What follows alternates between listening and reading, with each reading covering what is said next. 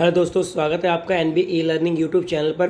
तो आज हम कक्षा 12वीं के राजनीति विज्ञान की पाठ्य पुस्तक स्वतंत्र भारत में राजनीति उसके पाठ 4 भारत के विदेश संबंध को लेकर आए हैं।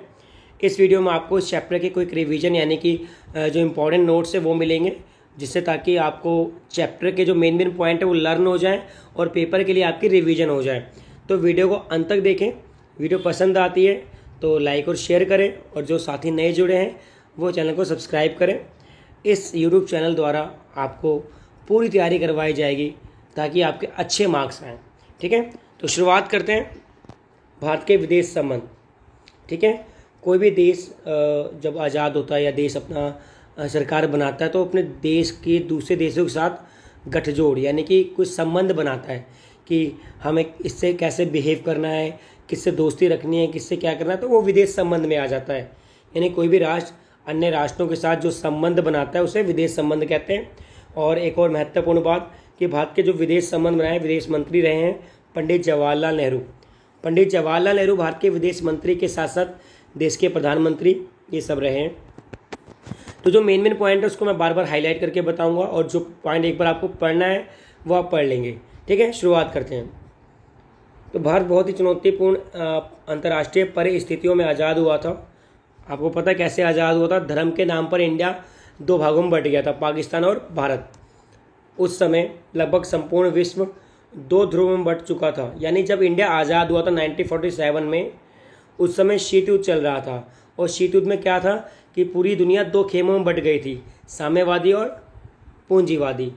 ऐसे में भारत के प्रधानमंत्री जवाहरलाल नेहरू ने बड़ी दूरदर्शिता के साथ भारत की विदेश नीति तय करी। यानी कि जो नेहरू जी हैं देश के पहले प्रधानमंत्री होने के साथ साथ विदेश मंत्री भी रहे हैं, और जब तक वो प्रधानमंत्री रहे तब तक वे विदेश मंत्री भी रहे।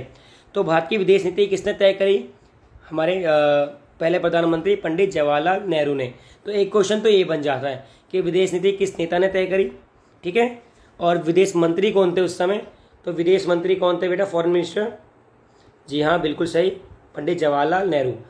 ठीक है, आगे बढ़ते हैं। बस मेन पॉइंट को हमको याद करना है, आपको रिवीजन करनी है और कुछ नहीं करना। जो याद करने वाले बिंदु वो है कि भारत की विदेश नीति पर देश के पहले प्रधानमंत्री एवं विदेश मंत्री पंडित जवाहरलाल नेहरू की अमिट छाप है। नेहरू जी की विदेश नीति के 3 मुख्य उद्देश्य थे। कौन कौन से, ये आपको पता होना चाहिए। नंबर 1, संघर्ष से प्राप्त संप्रभुत्व का बचाए रखना, यानी कि बड़ी मुश्किल से हमने आज़ादी प्राप्त करी थी, उसको बचाए रखना। संप्रभुता का मतलब होता है कि इस जमीन पर यहाँ के लोगों का ही अधिकार होगा।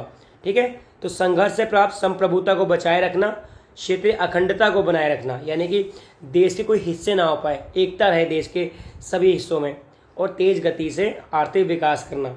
तो ये हमारे विदेश नीति के मुख्य उद्देश्य थे। तो 3 उद्देश्य थे बेटा, बहुत ही इंपॉर्टेंट है ये आप सबको पता होना चाहिए कि हमारे विदेश मंत्री विदेश नीति किसने तय करी और क्या तय किया, क्या सोचकर। तो ये 3 बातें थी।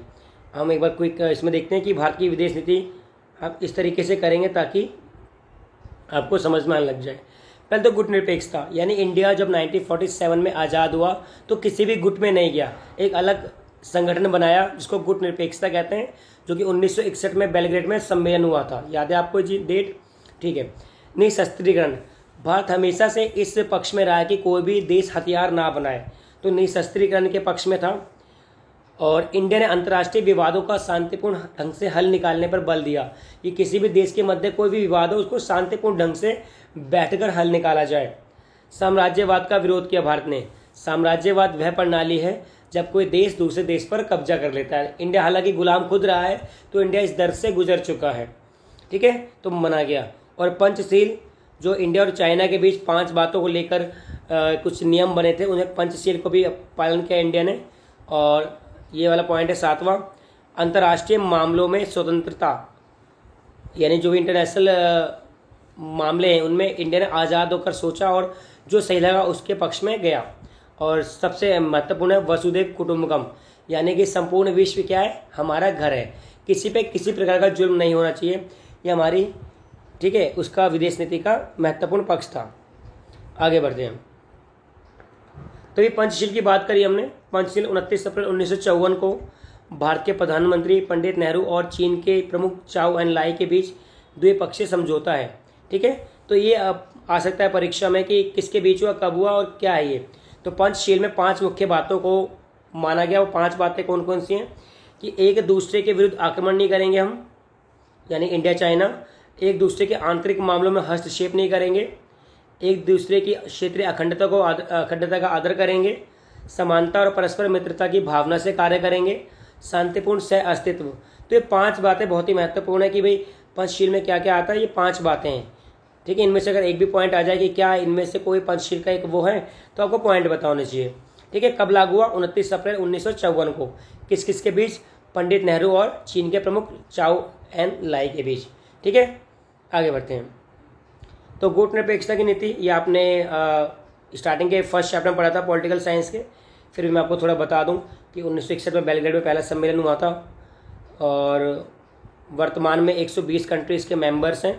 ठीक है, इसका मुख्य उद्देश्य क्या है कि देश को, दुनिया के देशों को गुटों में जाने से बचाना। ठीक है, फटाफट, ये बहुत सारे बड़े बड़े पॉइंट दिख रहे होंगे आपको, मैं फटाफट पॉइंट से बताऊंगा आपको ताकि जल्दी जल्दी हो जाए। पॉइंट है, पॉइंट नंबर 1 देख लो आप कि अथक प्रयासों से मिली स्वतंत्रता के पश्चात भारत के समक्ष एक बड़ी चुनौती अपनी संप्रभुता को बनाए रखने की थी कि कोई और इंडिया पे कब्जा ना कर ले।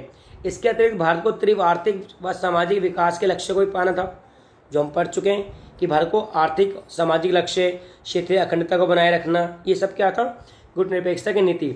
अतः इन दोनों उद्देश्यों की प्राप्ति के लिए गुट निरपेक्षता नीति को अपनी विदेश नीति के रूप में हमने अंगीकृत किया। तो भारत की विदेश नीति में गुट निरपेक्षता की नीति को जोड़ा गया। ठीक है, पहला पॉइंट क्लियर हो गया, कोई दिक्कत नहीं। दूसरा, इस नीति के द्वारा भारत जहां शीत युद्ध के परस्पर विरोधी खेमों और उनके द्वारा संचालित सैन्य संगठनों से दूर रहा, यानी कि नाटो, वार्सा पैक्ट, ये सब बन गए थे ना सेकेंड वर्ल्ड वॉर के बाद, शीत युद्ध के टाइम पे, तो इंडिया इनसे दूर रहा और वहीं आवश्यकता पड़ने पर दोनों खेमों से आर्थिक सहायता भी प्राप्त करता रहा। भाई जब दोनों ही महाशक्तियां चाह रही थी कि इंडिया हमारे ग्रुप में आए, तो इंडिया ने जब भी कोई हेल्प मांगी तो दोनों ने हेल्प करने की कोशिश करी कि भाई मैं हेल्प करूंगा तो इंडिया मेरे पक्ष में आ सकता है। ठीक है, ये आपको सब पता है, बस रिवीजन हो रही है। आगे बढ़ रहे हैं। थर्ड पॉइंट है ये वाला कि एशिया अफ्रीका के नव स्वतंत्र देश, ये आएगा कि इनको तीसरी दुनिया के देश भी कहा जाता है। तो एशिया अफ्रीका के नव स्वतंत्र देशों के मध्य भविष्य अपनी महत्वपूर्ण व विशिष्ट परिस्थितियों की संभावना को भांपते हुए भारत ने भी औपनिवेशीकरण की प्रक्रिया का समर्थन किया। यानी इंडिया ने कहा कि अब कोई भी देश को किसी भी देश पर कब्जा नहीं करना चाहिए। और तीसरी दुनिया के देश किसे कहते हैं? एशिया और अफ्रीका के नव स्वतंत्र देशों को तीसरी दुनिया के देश कहा जाता है। इस कड़ी में 1955 में इंडोनेशिया के शहर बांडुंग में एक सम्मेलन हुआ जिसने गुट निरपेक्षता की नींव डाली। ठीक है, तो गुट निरपेक्ष आंदोलन की नींव कब डली? 1955 में इंडोनेशिया के शहर बांडुंग में, और सितंबर 1961 में पहला गुट निरपेक्ष सम्मेलन हुआ। डेट याद रखनी है, 1961 बेलग्रेड में प्रथम गुट निरपेक्ष सम्मेलन हुआ। इस आंदोलन की शुरुआत हुई। वर्तमान में यानी तीसरी दुनिया के लगभग 120, मैंने कहा ना तीसरी दुनिया क्या होती है? एशिया अफ्रीका के देश को तीसरी दुनिया कहते हैं। पहली पूंजीवाद, दूसरी साम्यवाद, तीसरी ये बाकी आज़ाद देश। तो तृतीय विश्व के 120 सदस्य देश हैं इसके अभी मेंबर। और सितंबर 2016 में इसका 17वां सम्मेलन वेनेजुएला में हुआ और 18वां 2019 में अजरबैजान में हुआ। तो इससे आपको गुट निरपेक्षता की जानकारी पूरी मिल गई। एक तरीके से पहला चैप्टर रिवाइज हो गया, जो टॉपिक था कि 1961 में हुआ और 120 मेंबर इसकी कंट्रीज़ के मेंबर हैं, ये सब आ गया। आगे बढ़ते हैं, फटाफट करेंगे हम चैप्टर को, टाइम नहीं लेंगे ज़्यादा। तो अब हम पढ़ेंगे भारत और चीन के संबंध। ठीक है, तो इंडिया चाइना का संबंध स्टार्टिंग में बहुत अच्छा था, लेकिन 1961-62 में युद्ध के बाद संबंध बिगड़ गए। ठीक है, तो फटाफट इसकी कोई रिवीजन करते हैं। जो स्टार बने वो पॉइंट है, मैं पॉइंट समझाऊंगा आपको कि 1949 में चीनी क्रांति के बाद चीन की कम्युनिस्ट सरकार को मान्यता देने वाला भारत पहला देश था। यानी जब 1949 में चाइना की क्रांति हुई थी, चाइना एक कंट्री में सुचारू रूप से लोकतंत्र यानी क्या कहेंगे राजतंत्र जो भी है लागू हुआ था, तो चीन में कम्युनिस्ट पार्टी की सरकार बनी थी और इंडिया कम्युनिस्ट पार्टी को मान्यता देने वाला पहला देश था। ठीक है, तो 1949 में चीनी क्रांति हुई, डेट याद रखना, और कम्युनिस्ट सरकार को मान्यता देने वाला पहला देश कौन था? भारत था। नेहरू जी ने चीन से अच्छे संबंध बनाने की पहल करी। उप प्रधानमंत्री एवं गृह मंत्री वल्लभ भाई पटेल, जो कि जिन्होंने रजवाड़ों को इकट्ठा किया था, उन्होंने आशंका जताई कि चीन भारत पर आक्रमण कर सकता है, लेकिन नेहरू जी इस मत के विपरीत यह था कि नहीं करेगा।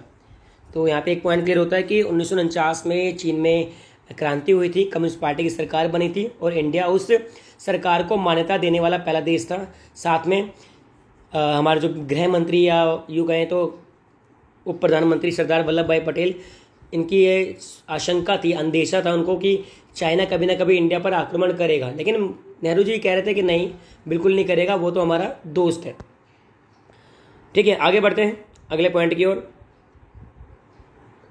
कहीं आपको बेटा अगर प्रॉब्लम आए तो वीडियो को पॉज करके इस पॉइंट को एक बार आप खुद भी रीड कर लेना। ये नहीं कह रहा कि हाँ फटाफट वो करो, आप जहाँ लगे कि पॉइंट खुद इंपॉर्टेंट लग रहा है, हाँ इसको पॉज कर लो वीडियो को, और ठीक है, और रिवाइंड करके बार बार भी सुन सकते हो। जब 1950 में चीन, कहानी यहाँ शुरू होती है, 1950 में चीन ने तिब्बत पर नियंत्रण जमा लिया।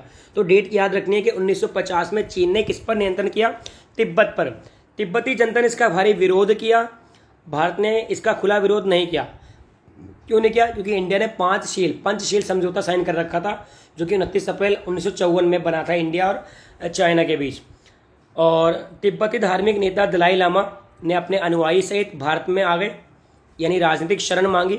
राजनीतिक शरण का मतलब होता है कि कोई भी कंट्री का मेंबर जब किसी कंट्री में आता है तो कुछ रूल्स होते हैं जिनके कारण आपको उनको जगह देनी होती है। तो दलाई लामा ने क्या मांगा? राजनीतिक शरण मांगी, और 1959 में भारत ने उन्हें शरण दे दी। तो चीन को लगा कि चीन क्या कर रहा है, तिब्बत के मामले में टांग अड़ा रहा है, और चीन ने भारत के इस कदम को अपने अंदरूनी मामलों में दखल अंदाजी माना। ठीक है, तो ये मेन था पंगा। इंडिया चाइना का युद्ध क्यों हुआ?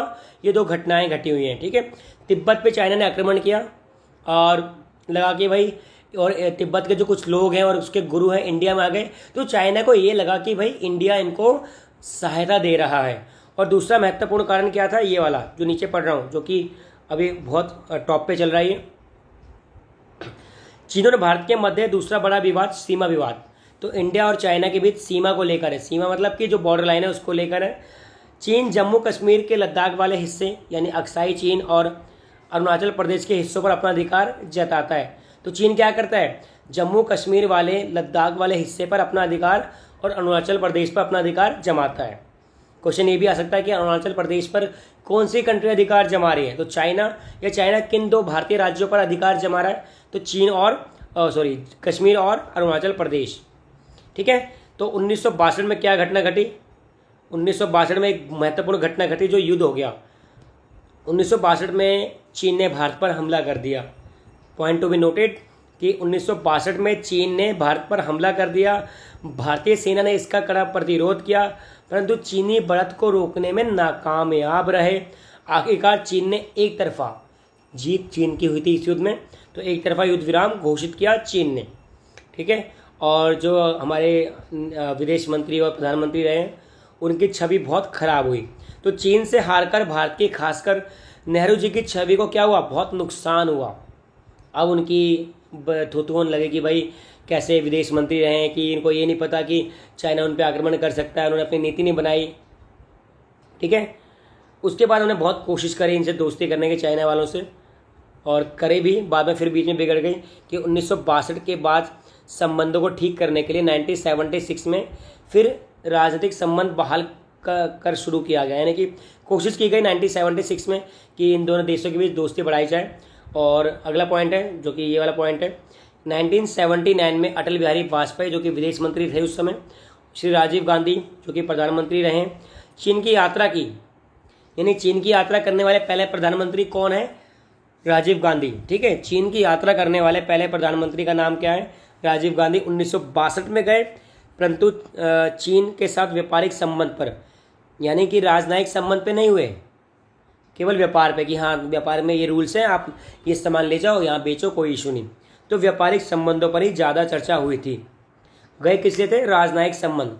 राजनयिक संबंध होता है किसी देश का दूसरे देश के सभी मामलों में संबंध, जबकि व्यापार संबंध व्यापार के मामलों में। और भी प्रयास किए गए, ये नहीं कि राजीव गांधी नहीं किए। 2003 में अटल बिहारी वाजपेयी जब प्रधानमंत्री पद पर आए, उन्होंने चीन की यात्रा करी और प्राचीन सिल्क रूट यानी नाथुला दर्रा के पास व्यापार को खोलने के लिए सहमति हुई। 1962 से जो बंद था, कौन सा? नाथुला दर्रा। तो सिल्क रूट कब बंद हुआ? 1962 में बंद हुआ। कब खुला? 2003 में खुला। इससे यह मान्यता भी मिली कि चीन सिक्किम को भारत का अंग मानता है, यानी कि चीन ने फाइनली ये माना कि सिक्किम भारत का अंग है। ठीक है, आगे बढ़ते हैं। लेकिन चीन बाज नहीं आया। चीन द्वारा अरुणाचल प्रदेश में अपनी दावेदारी जताने, पाकिस्तान की हेल्प करने और भारत के खिलाफ चीनी मदद करने में इंडिया चीन के संबंध खराब हुए। देखो बेटा, मैं सीधा बता रहा हूँ कि इंडिया चीन के बीच लड़ाई किस बात को लेकर है। इंडिया एक लोकतांत्रिक देश है, चाइना क्या है? साम्यवादी, यानी कम्युनिस्ट पार्टी है। वहाँ पे एक ही पार्टी का शासन है। ठीक है, चीन ने हमेशा इंडिया से थोड़ा जलता रहा है। इसलिए जलता रहा है क्योंकि इंडिया एक विशाल देश है, चाइना भी विशाल देश है।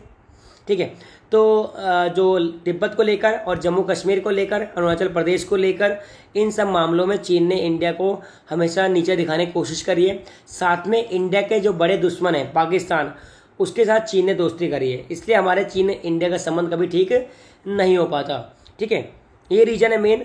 आप इसको बस एक लाइन को शॉर्ट में याद कर लो कि इंडिया चीन के संबंध इसलिए खराब है कि चाइना इंडिया के कश्मीर, अरुणाचल प्रदेश पर हिस्सा जताना चाह रहा है। ठीक है, और पाकिस्तान को सहायता देता है। ठीक है, और सन 2014 में चीनी राष्ट्रपति शी जिनपिंग इंडिया आए, जब मोदी जी प्रधानमंत्री थे। इसमें मुख्य समझौता कैलाश मानसरोवर यात्रा हेतु, जो ईश्वर की यात्रा करने हेतु एक वैकल्पिक रास्ता है जो चाइना से होकर गुजरता है, उसको खोलने के लिए समझौता किया। तो 2014 में कौन से चीन के राष्ट्रपति आए थे? Xi Jinping. मई 2016 में भारत के राष्ट्रपति श्री प्रणब मुखर्जी चीन की यात्रा पर गए। यह यात्रा चीन द्वारा संयुक्त राष्ट्र संघ में, ये पॉइंट बहुत ही महत्वपूर्ण है कि यह यात्रा चीन द्वारा संयुक्त राष्ट्र संघ में पाकिस्तान के आतंकवादी अजहर महमूद के पक्ष में वीटो करने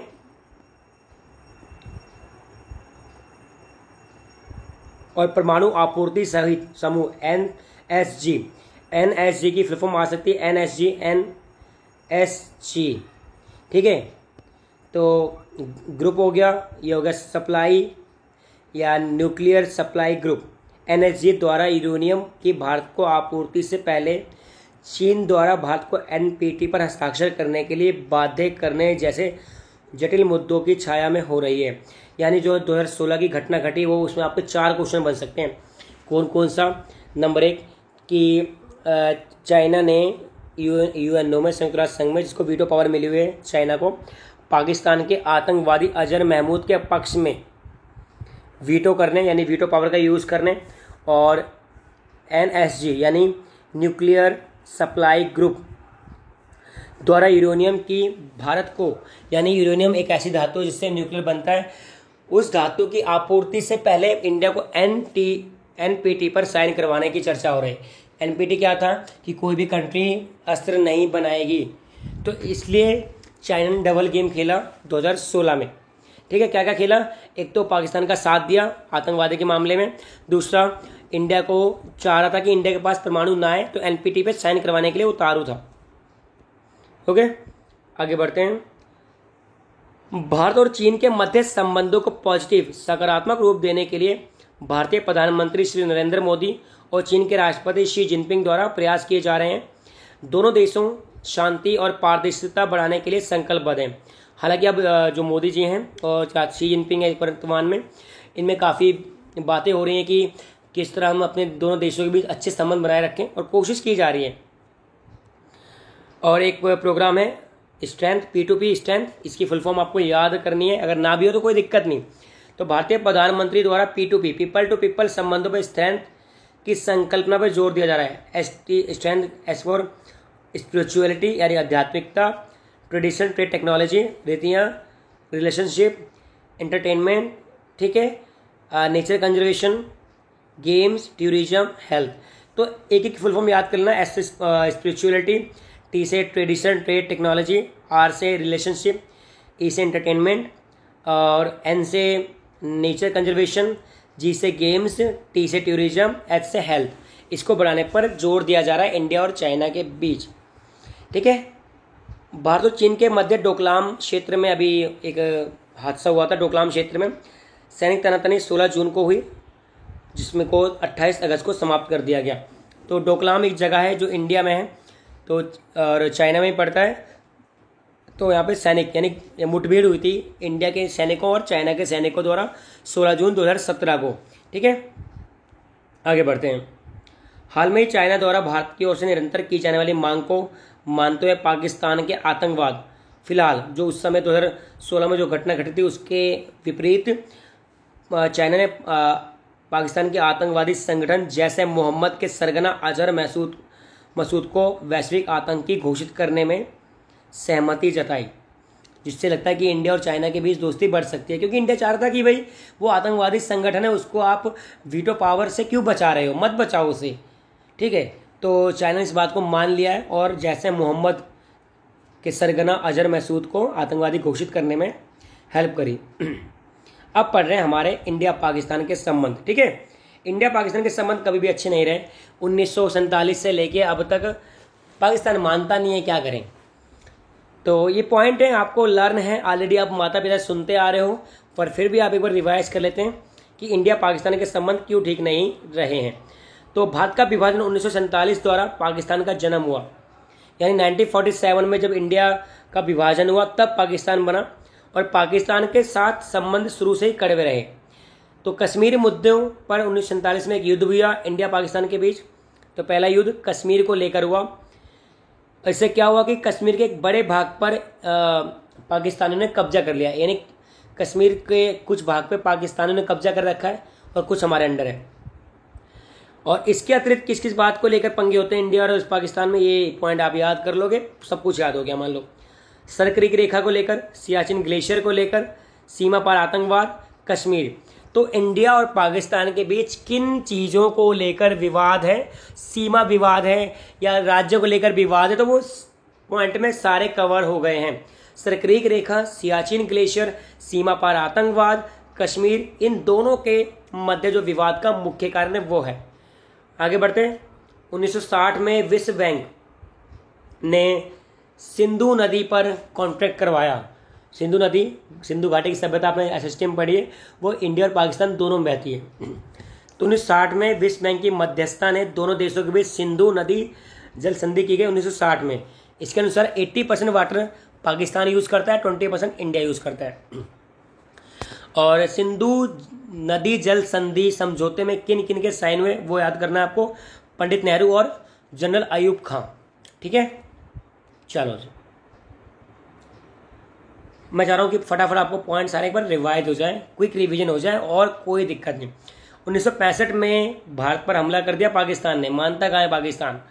और उस समय जो प्रधानमंत्री थे तत्कालीन का मतलब होता है जिस टाइम की बात कर रहे हैं उस टाइम पे जो प्रधानमंत्री रह चुके हैं। तो तत्कालीन प्रधानमंत्री श्री लाल बहादुर शास्त्री ने जय जवान जय किसान का नारा दिया। तो जय जवान जय किसान का नारा किस वर्ष आया, 1965 में क्यों आया? एक तो युद्ध चल रहा था, दूसरा अकाल पड़ रहा था।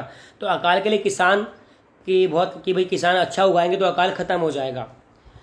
ठीक है, इस समय भारत में अकाल की स्थिति भी थी और हमारी सेना लड़ते लड़ते लाहौर तक पहुंच गई थी। तो जय जवान जय किसान किसने दिया? लाल बहादुर शास्त्री जी ने 1965 में पाकिस्तान के साथ युद्ध के समय दिया।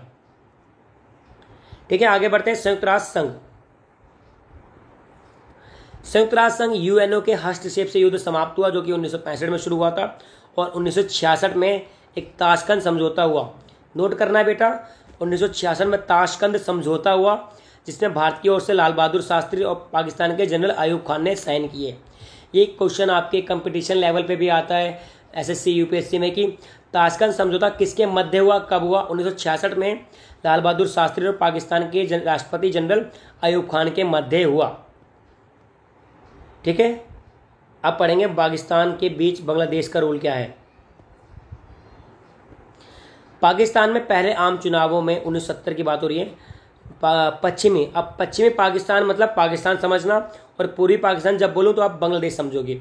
तो पश्चिमी पाकिस्तान में पीपीपी पीपुल पार्टी ऐसा कुछ था। जुल्फिकार अली भुट्टो मतलब पाकिस्तान में, करंट पाकिस्तान में ये थी। जबकि पूर्वी पाकिस्तान जो अब बांग्लादेश है, अवामी लीग के शेख मुजीबुर रहमान विजयी हुए। जबकि ये कोशिश की जा रही थी कि जुल्फिकार अली भुट्टो दोनों जगह विजयी होगी, पूर्वी में भी पश्चिम में भी।